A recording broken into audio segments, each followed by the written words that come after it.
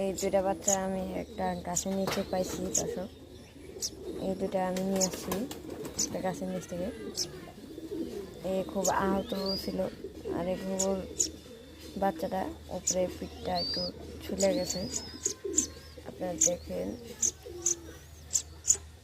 পিঠটা একটু কাটা গেছে সাইডে, অনেক এই যে এতটুকু কাটা গেছে দর্শক। এতটুকু আমি এখান থেকে নিয়ে আসছি। এটাকে বড় হলে ছেড়ে দিব।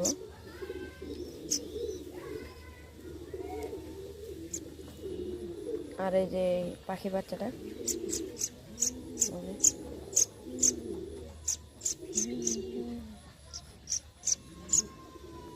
সেগুলো দেখতে খাইছি আর আবার খাই দেবো। আজকে পর্যন্ত। আসসালামু আলাইকুম।